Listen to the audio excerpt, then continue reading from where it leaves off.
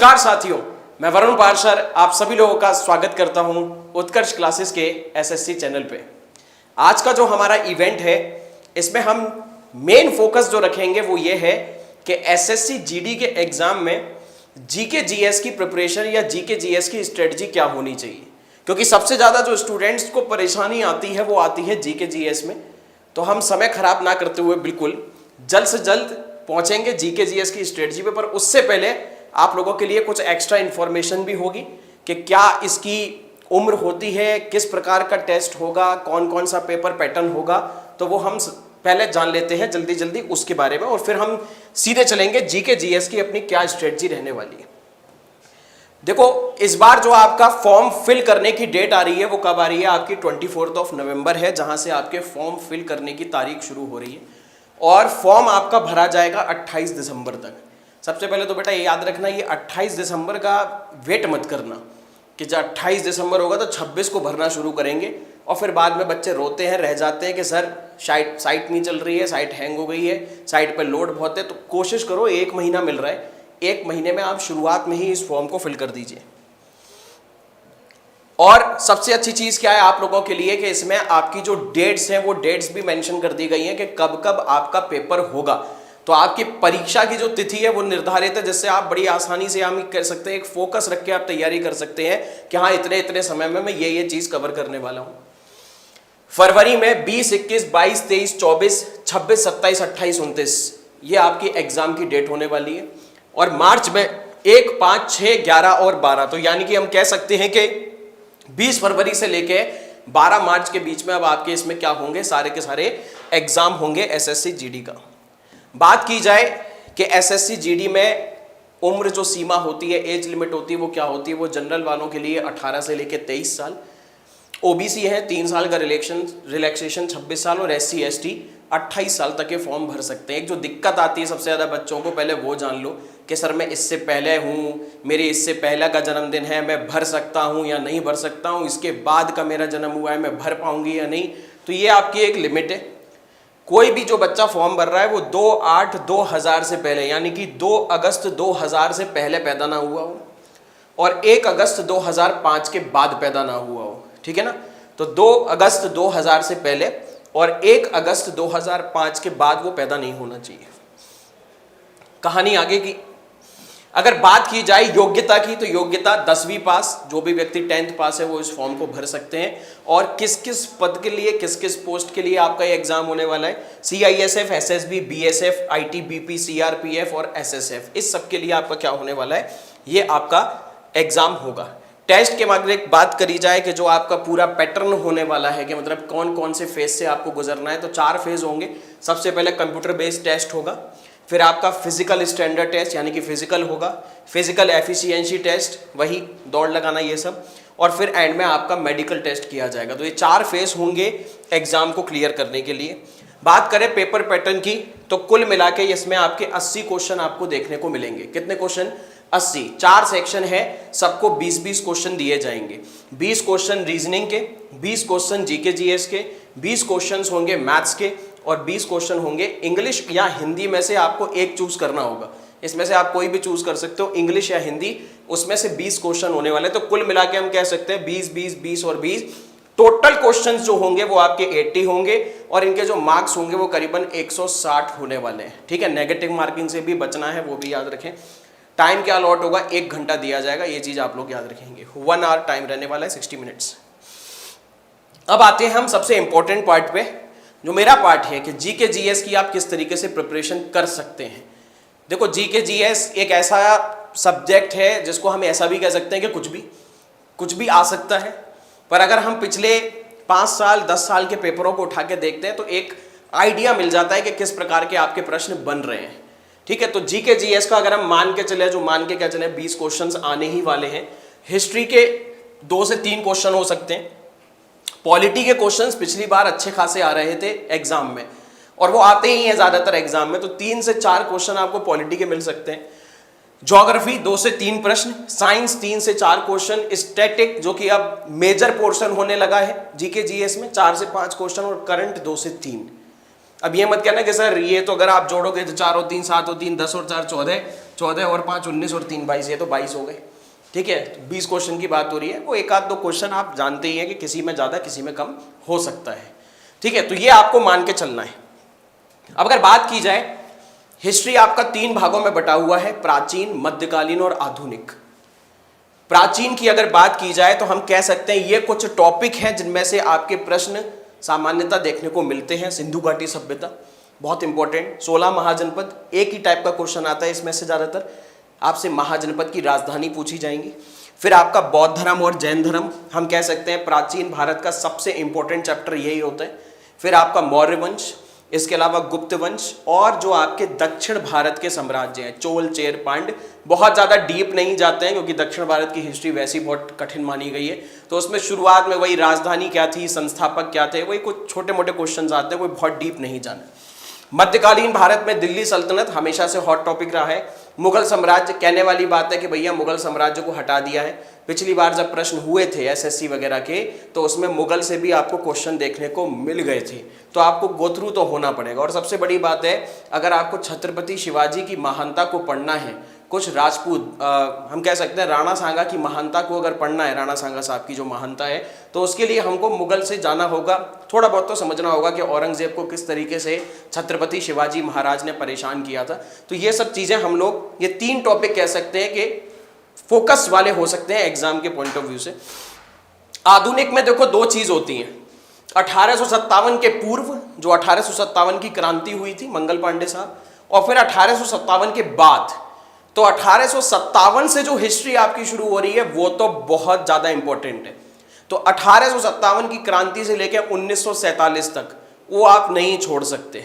उसमें वही सब गांधी युग आ जाएंगे, कांग्रेस आ जाएगी, 1857 की क्रांति, कांग्रेस की बैठक, चंपारण सत्याग्रह, वही जलियांवाला बाग, सविनय अवज्ञा आंदोलन, असहयोग आंदोलन, अगस्त प्रस्ताव, Cripps mission, cabinet mission, Bharat छोड़ो आंदोलन, ये सब आपका इसके में आ जाएगा। 1857 के पूर्व क्या है, पुर्तगाली कब आए थे यहाँ पे, अंग्रेजों ने किस प्रकार अपनी ताकत, अपनी पावर को बढ़ाया, वही प्लासी का युद्ध, बक्सर का युद्ध, आंग्ल मैसूर युद्ध, आंग्ल मराठा युद्ध।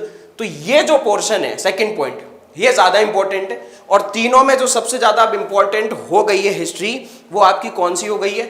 सबसे पहले नंबर पर वही आधुनिक आ गई है, ये यहाँ पे से प्रश्न बनते हैं। और फिर आपका मध्यकालीन और एंशिएंट हम कह सकते हैं कि ये थोड़ा सा कम रहता है, वो वाला जो पोर्शन होता है वो आपका सबसे ज्यादा माना जाता है।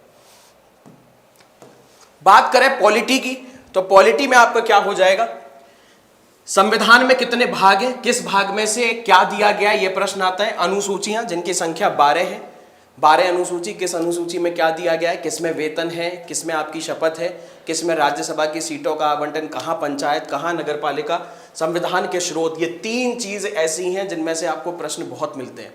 संविधान के स्रोत, किस देश से क्या लिया, ठीक है, एकल नागरिकता कहाँ से ली है, आपातकाल के प्रावधान कहाँ से लिए, डीपीएसपी कहाँ से लिए, मौलिक अधिकार कहाँ से लिए, महाभियोग कहाँ से लिया, ये सब चीजें आपके इसमें आएगा। मौलिक अधिकार कह ही सकते हैं कि पॉलिटी का सबसे इंपॉर्टेंट चैप्टर तो यही है, मौलिक अधिकार। इसके अलावा डीपीएसपी, राज्य के नीति निर्देशक तत्व, जिसमें आपको आर्टिकल 36 से लेकर 51 तक सारे ही याद करने पड़ेंगे, छोड़ नहीं सकते आप। मौलिक कर्तव्य बहुत छोटा सा टॉपिक है, मेरे ख्याल से शायद आधे पेज का होगा, पर पेपर के लिए इंपॉर्टेंट है।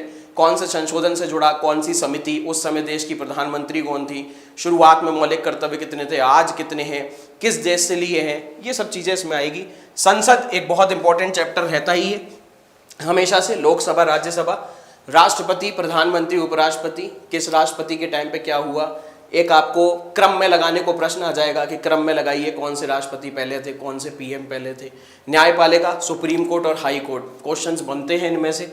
संवैधानिक निकाय, इसमें देखना इसके अंदर 5 से 6 टॉपिक हैं इस संवैधानिक निकाय के अंदर, जैसे महान्यायवादी, महाधिवक्ता, नियंत्रक और महालेखा परीक्षक, इसके अलावा आपका यूपीएससी, चुनाव आयोग, अनुसूचित जाति और जनजाति आयोग, तो ये आप पता ही है, कैग वगैरह, चुनाव आयोग से आपको प्रश्न वैसे भी देखने को मिल जाते हैं। संविधान संशोधन एक बार नजर मार सकते हैं, कहने को 105 संविधान संशोधन हुए हैं, पर कौन कौन से संविधान संशोधन इंपॉर्टेंट है, वो कोई 10-15 होते हैं जो पेपर में आपके बार बार रिपीट होते हैं। आपातकाल की कुछ चीज़ें कि किस आपातकाल कितने प्रकार का होता है, क्या है क्या नहीं, ठीक है, कौन से आर्टिकल में दिया गया है, किस भाग में दिया गया है। बात करें ज्योग्राफी की, ज्योग्राफी की अगर बात की जाए तो ज्योग्राफी में वही पर्वत पूछे जाएंगे आपसे, यही सब, अरावली, सतपुरा, काराकोरम, लद्दाख, जस्कर, ये सब आपसे पूछी जा सकती है। दर्रे, इससे ज्यादा इंपॉर्टेंट तो मुझे लगता नहीं है कि कुछ होगा। ये दर्रे तो बार बार आते हैं, ये शिपकीला, नाथुला, जलिपला, लिपू लेक, ये सब कहाँ है, जोजिला। पठार वगैरह पूछ लिए जाएंगे आपसे, प्लेटू। राष्ट्रीय उद्यान, आप इसको स्टैटिक जीके में भी डाल सकते हैं, या फिर आप इसे ज्योग्राफी का पार्ट भी समझ लो कि राष्ट्रीय उद्यान नेशनल पार्क है, जिसमें आपका टाइगर रिजर्व बहुत पूछे जाते हैं, जो भी अब आपके हो गए हैं 55 के आसपास, तो टाइगर रिजर्व आते हैं, बहुत ज्यादा इंपॉर्टेंट है। राष्ट्रीय उद्यान, नेशनल पार्क, काजीरंगा वगैरह आप जानते होंगे। झील पूछा जाएंगे, जलप्रपात जो होते हैं, वाटरफॉल्स। नदी परियोजना, ये बगलीहार नदी परियोजना कहां पर है, ये सब आपके प्रश्न बनते हैं। भाखरा नंगल डैम वगैरह ये सब। नदी, मुझे नहीं लगता कि नदी पे आपको ये समझाने की भी जरूरत है कि नदी इंपॉर्टेंट है या नहीं। नदी और उसकी जो सहायक नदियां होती हैं, कि गंगा की सहायक नदी ब्रह्मपुत्रा की, दक्षिण की गंगा कौन सी है, ब्रह्मपुत्र। गोदावरी की सहायक नदी कावेरी की, कृष्णा की। जनजाति पूछ लेती हैं कि जनजाति गारो, खासी, जयंतिया, ओंग, शोम्पेन, थारू, गौंड जनजाति, ये सब कहाँ पर है, किस राज्य में है, पता ही होगा। मिट्टी, एलुवियल सॉइल्स जो होती है, जलोढ़ मिट्टी, लाल मिट्टी, ये सब। घास के मैदान, ये जब आप वर्ल्ड ज्योग्राफी की तरफ जाते हो तो वो घास के मैदान बड़े आते हैं, ये सवाना आ गए, वेल्ड आ गए, डाउन्स आ गए, प्रेरी हो गए। मरुस्थल, इंडिया के भी तो एक ही है, पूरी दुनिया के पूछे जा सकते हैं, कौन सा ठंडा है, कौन सा गर्म।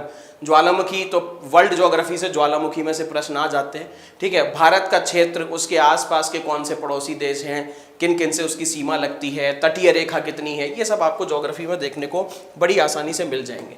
इकोनॉमिक्स की अगर बात करें तो राष्ट्रीय आय, जीडीपी हो गया, जीएनपी हो गया, एनएनपी हो गया, उनके फॉर्मूले आपको पता होने चाहिए। गरीबी, के गरीबी होती है भाई, गरीबी रेखा जो होती है उसको कैसे निकालते हैं, कौन कौन सी कैलोरी के नीचे गरीब माने जाते हैं। कुछ समितियां हैं जो आपने तेंदुलकर समिति वगैरह पढ़ी होगी, वो गरीबी पे से आ जाती है। बेरोजगारी, इस पे से भी प्रश्न बन जाते हैं। बेरोजगारी के कुछ कर्व आपसे पूछे जाते हैं, कौन सा कर्व होता है बेरोजगारी का, ठीक है। बैंकिंग, बैंकिंग तो आपको पता है वही CRR होगा, SLR होगा, इसके अलावा आपको बैंक रेट मिल जाएगा, ठीक है। ये सब क्वेश्चन आएंगे। जनसंख्या तो सबसे पैट होता है भाई, जनसंख्या में से आपको एक आध क्वेश्चन तो मिल ही जाता है पेपर में देखने में, तो जनसंख्या तो आपको पढ़नी है, वो तो सभी एग्जाम में उसका बड़ा नॉर्मल से है, क्वेश्चन आएंगे। योजना, ये है कि हम योजना को इकोनॉमिक्स में इसलिए मान लेते हैं क्योंकि करंट का पार्ट है, बहुत सारी योजना होती हैं जो अर्थव्यवस्था में मदद करती हैं, तो इसीलिए इकोनॉमिक्स का पार्ट हम इसको कह सकते हैं। स्टैटिक जीके, टॉपिक्स देखिए बहुत है स्टैटिक जीके में, कि पहला पुरुष कौन था, पहला स्त्री कौन थी, ये बड़े क्वेश्चंस बनते हैं। पर जो मुझे ऐसा लगता है अपना पर्सनली के स्टैटिक जीके में, एक तो आपके त्योहार जो होते हैं, फेस्टिवल, कि किस राज्य का कौन सा त्योहार है, नृत्य, किस राज्य में आपका कौन सा नृत्य है, वो 8 क्लासिकल डांस, जिसको भारत की वेबसाइट पे कहीं कहीं पे 9 भी दिया गया है कि 9 क्लासिकल डांस है। संगीत आपसे पूछा जाता है कि ये कौन से घराने के हैं, ये वाला वाद्य यंत्र कौन से भैया बजाते हैं, किसके द्वारा प्ले किया जाता है। स्टैटिक जीके में किताब आ जाती हैं। सैन्य अभ्यास, इसको आप करंट से भी जोड़ सकते हो, स्टैटिक में भी मान सकते हो। मंदिर बड़े पूछे जाते हैं कि किस मंदिर में क्या है, और भी कुछ हम 2-3 टॉपिक इसमें समझ सकते हैं जो स्टैटिक जीके का पार्ट बड़े हॉट टॉपिक रहते हैं कि इनमें से क्वेश्चंस आपको बनेंगे। देखो साइंस की अगर बात की जाए तो बायोलॉजी में सबसे बड़ी इंपॉर्टेंट चीज़ है एक तो रोग, ये रोग तो आते हैं, प्लस शारीरिक तंत्र। इस शारीरिक तंत्र में जो भी आपके 6-7 शारीरिक तंत्र होते हैं, 8-9, जैसे आपका बोन का हो गया, ठीक है, कंकाल तंत्र हो गया, एक्सक्रीटरी उत्सर्जन तंत्र हो गया, खून का हो गया, परिसंचर तंत्र हो गया, इसके अलावा आपका हम कह सकते हैं कि डाइजेस्टिव, आपका कह सकते हैं हम पाचन तंत्र हो गया। विटामिन में से क्वेश्चन, किस विटामिन का रासायनिक नाम क्या है और उसमें से कौन सी बीमारी होती है, बड़ा आसान सा है।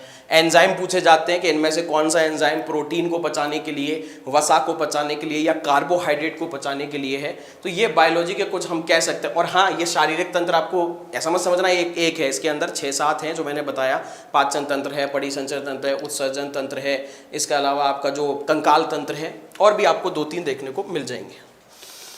करंट की अगर बात की जाए तो करंट तो मैं आपको बता दूं कि 1 साल की करंट तो आपको पढ़ के जानी है। अभी हाल फिलहाल कोई एग्ज़ाम हुआ था, सेंट्रल लेवल का ही था, 15-15 महीने पुरानी करंट अफेयर पूछ ली थी। पर आपका जो मेन फोकस रहना चाहिए वो 1 साल की कम से कम करंट अफेयर पढ़नी है। और उसमें भी आप ज़्यादा फोकस कैसे रखेंगे, आखिरी के महीने की जो आखिरी के जो पेपर से 6 महीने पहले की जो करंट अफेयर है उस पर आपको ज़्यादा फोकस रखना है, 6 से 8 महीने की, ठीक है। तो पेपर से 6 से 8 महीने के पहले। और कोई भी मैगजीन, देखो करंट एक जैसी ही रहती है, वो ऐसा नहीं है कि भाई हाँ IAS की करंट पढ़नी है तो फिर उसके लिए फिर बहुत बड़ी मैगजीन होगी कोई। करंट नॉर्मल से होती है, आप कोई भी आपके यहाँ पे कोई मैगजीन चल रही हो 1 साल की, आप उसे पढ़ सकते हैं, उसके गो थ्रू हो सकते हैं। देखो फिजिक्स और केमिस्ट्री की बात की जाए तो फिर वही बात आती है, फिजिक्स में मापक यंत्र पूछ लिए जाते हैं, इकाई पूछ ली जाती है, वो आपके पूछ लिया जाता होगा कि कुछ इंस्ट्रूमेंट जो होते हैं वो आपसे पूछ लेते हैं, प्रकाश पे से क्वेश्चन आ जाते हैं, इसके अलावा आपका ध्वनि पे से प्रश्न आ जाते हैं, गुरुत्वाकर्षण से प्रश्न आ जाते हैं, पर वही क्वेश्चन एकाध ही देखने को मिलेगा फिजिक्स और केमिस्ट्री से। केमिस्ट्री में आपको वो एटॉमिक नंबर, द्रव्यमान संख्या जो होती है, परमाणु क्रमांक होते हैं, इसके अलावा आपको जो एसिड और बेस होते हैं, अम्ल क्षार, कौन सी चीज़ में कौन सा एसिड मिलता है, ये आपको देखने को मिल जाएगा। ठीक है, तो ये सब चीज़ें नॉर्मल सी हैं जो आप लोगों को मैंने आपको बताई हैं। इसमें आपको एक आइडिया मिल गया होगा कि हमको कौन कौन सी चीज़ों पे ज़्यादा फोकस रखना है। बात समझ में आई? ठीक है, और जैसे जैसे अभी एग्जाम और पास आता रहेगा तो इस पे हम और भी इवेंट करते रहेंगे, जिससे आप लोगों के लिए जो तैयारी है उस तैयारी को थोड़ा सा और आसान बनाया जाए, जिससे आपने जो सपना देखा है उस सपने में आप सफल जरूर हों। ठीक है, और जैसे कि आप तो परिचित है भाई, दिवाली का पर्व है और आप सभी लोग दिवाली मना रहे होंगे और उत्कर्ष परिवार भी आप सभी लोगों के साथ दिवाली मना रहा है। किस प्रकार? सबसे पहले तो जान लो, ये दिवाली है खुशियों वाली, क्योंकि तैयारी होगी सिलेक्शन वाली। उत्कर्ष क्लासेस अपने सभी प्यारे प्यारे स्टूडेंट्स जो हैं उनके लिए लेके आए हैं भैया दिवाली महा धमाका ऑफर है भाई, और ये ऑफर आप लोगों को याद रखना है सिर्फ और सिर्फ 15 नवंबर तक ही रहने वाला है, 15 नवंबर तक। खासियत क्या है इस ऑफर की? इसमें आपको एसएससी के जो कोर्सेज हैं ऑनलाइन, उनमें आपको 90% तक का डिस्काउंट दिया जा रहा है, 90% तक का डिस्काउंट। साथ में आपको और क्या दिया जाएगा? आपको इसमें टेस्ट सीरीज दी जाएगी फ्री में, और 6 महीने की एक्स्ट्रा वैलिडिटी। एक्स्ट्रा वैलिडिटी का मतलब है कि जो नॉर्मल कोर्स का टाइम पीरियड होता है वैलिडिटी, उसको आपको 6 महीने और बढ़ा के दी जा रही है। तो इस ऑफर को आप जल्द से जल्द अवेल कर लीजिए, और जो भी आपके जानने वाले हैं उनको इस ऑफर के बारे में आप जरूर बताइए। ठीक है, और आप सभी लोगों को और आपके परिवार वालों को मेरी तरफ से दिवाली की हार्दिक शुभकामनाएं। Thank you everyone. जय हिंद, जय भारत।